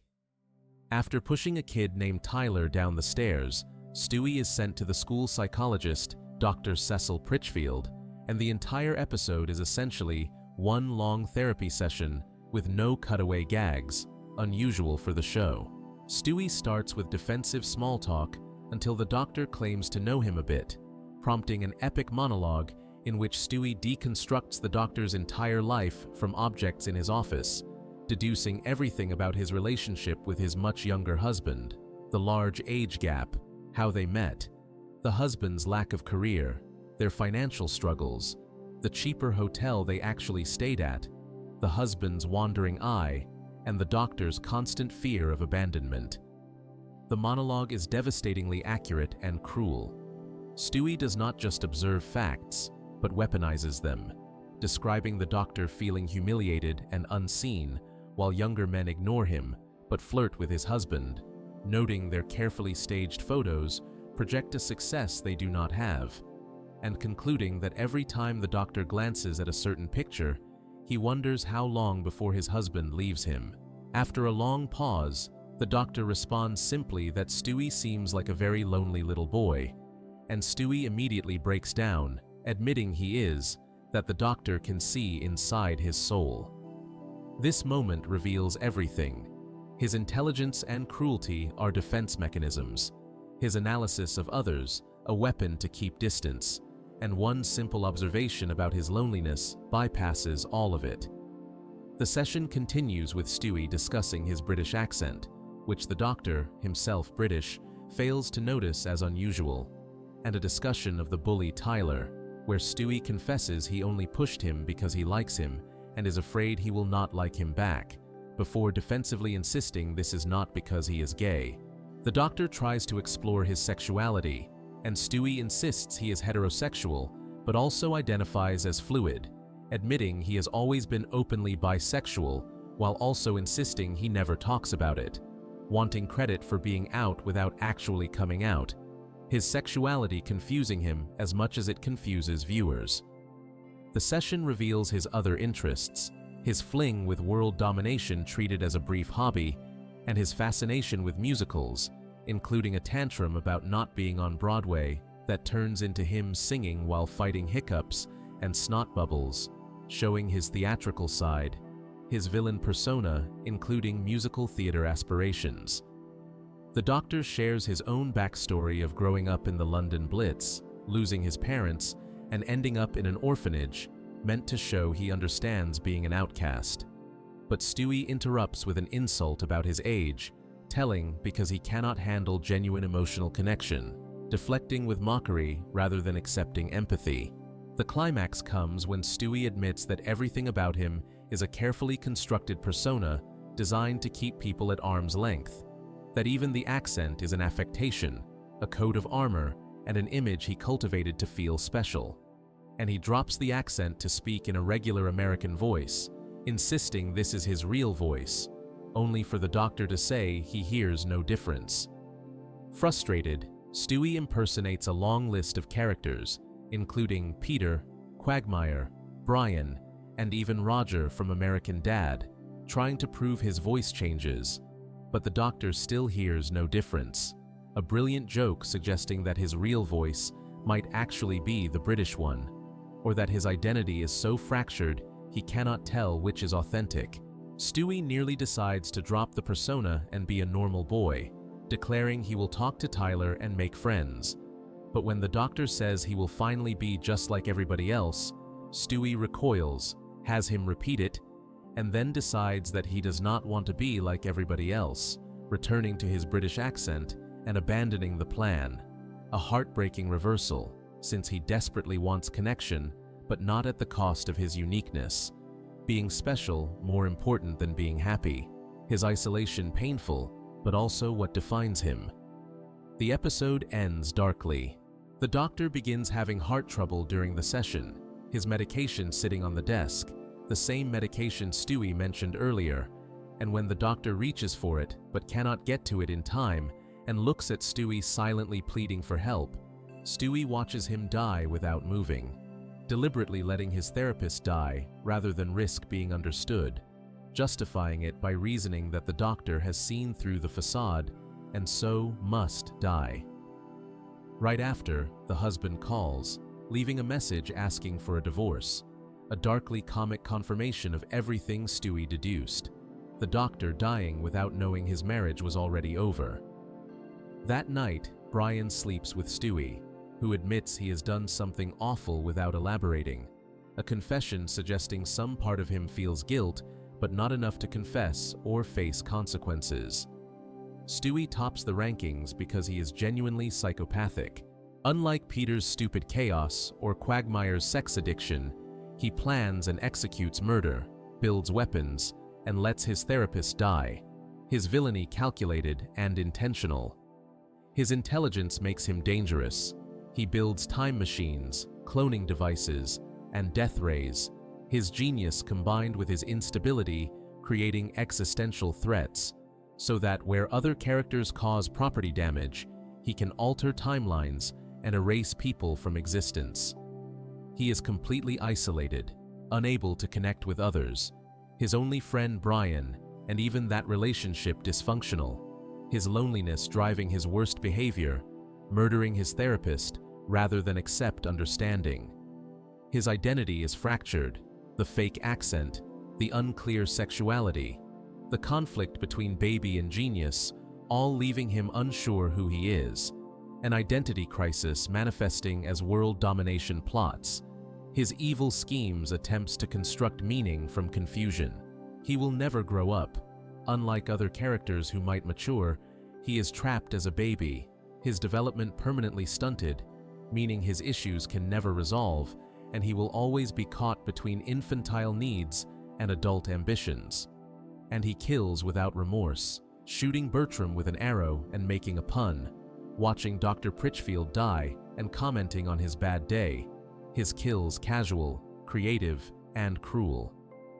Stewie represents the show's darkest psychological portrait, a baby genius who builds death rays because he is lonely, plots matricide because he craves attention, and constructs elaborate personas because he fears being ordinary.